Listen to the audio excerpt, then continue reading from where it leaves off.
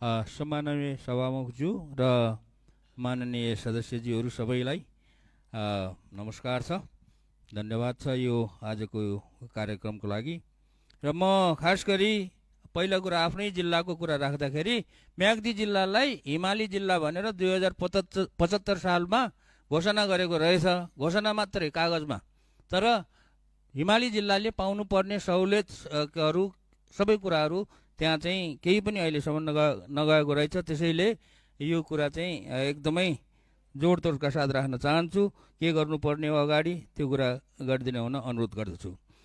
दोस्रो कुरो, यो सम्पूर्ण हाम्रो सरकार सहित माननीयज्यूहरू राजनीतिक पार्टीज्यूहरूलाई म एउटा के कुरा अनुरोध गर्न चाहन्छु भने नेपालमा सदियौँदेखि एउटा भाइरस छ, त्यो भाइरसबाट बच्न चाहन्छु, बच्नुहोस् भन्ने अनुरोध गर्न चाहन्छु। त्यो भाइरस भनेको के हो भने नातावाद, कृपावाद, चाप्लुसीवाद र चाकरीवाद। यो चाहिँ भाइरसै हो। यो भाइरस खास गरी अब नेपाल एकीकरण भएपछि रणबहादुर शाह जब उहाँ चाहिँ के अरे नाबालक चाहिँ राजा हुनुभयो त्यो बेलादेखि सुरु भएको हो। र राणा शासन जङ्गबहादुरले राणा शासनको चाहिँ सुरुवात गर्दादेखि अझसम्म 2007 सालको क्रान्ति भइसकेपछि पनि, अनि 46 सालको क्रान्ति, 63 सालको चाहिँ आन्दोलन, यो सबै कुराहरू भन्दाखेरि पनि यो भाइरसले चाहिँ छोडेको छैन।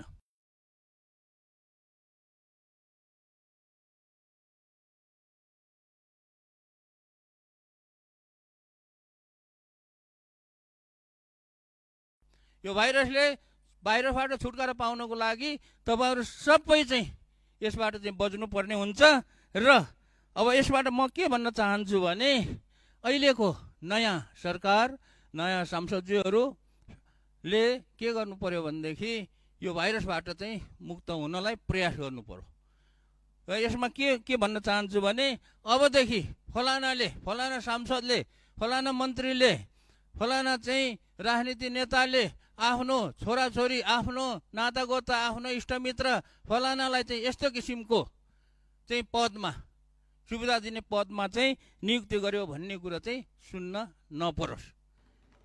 यदि अब यो कुरालाई चाहिँ अझै पनि राख्ने हो भने चाहिँ घाटा चाहिँ के हुन्छ भन्दाखेरि नेताहरू र राजनीतिक पार्टीहरूलाई नै हुन्छ। त्यसैले यो कुरा चाहिँ बाट बच्नु होला। कुनै पनि सरकारले, कुनै पनि पार्टीले जनताको के अरे समर्थनमा चाहिँ शासन गर्ने हो भने, सरकार चलाउने हो भने यो भाइरसबाट चाहिँ मुक्त हुनको लागि अनुरोध गर्दछु।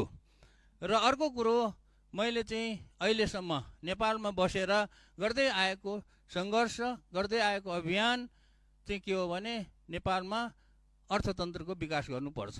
अर्थतन्त्रको विकास गर्नको लागि विज्ञान प्रविधिलाई चाहिँ उच्च प्राथमिकतामा राखेर, नम्बर 1 प्राथमिकता राखेर, अनि अनुसन्धान, नवप्रवर्तन जस्ता कुराहरूलाई चाहिँ एकदमै जोड दिनुपर्छ। त्यसको लागि कोष खडा गर्नुपर्छ। त्यसको लागि चाहिँ के अरे मन्त्रालय, एउटा बलियो मन्त्रालय चाहिँ गठन गर्नुपर्छ, बनाउनुपर्छ भन्ने कुराहरू चाहिँ म सबैलाई चाहिँ राख्न चाहन्छु। विज्ञान प्रविधि भनेको के हो, अनुसन्धान नवप्रवर्तन कसरी हुन्छ भन्ने तपाईँहरूलाई थाहा छैन भने म चाहिँ यो संसदमा चाहिँ 1 घन्टाको भाषण दिन सक्छु। त्यसैले यो कुराहरूमा पनि ख्याल राख्नु होला भन्ने मेरो अनुरोध छ। ल, धन्यवाद। अरू कुराहरू बिस्तारै गर्दै जाउँला।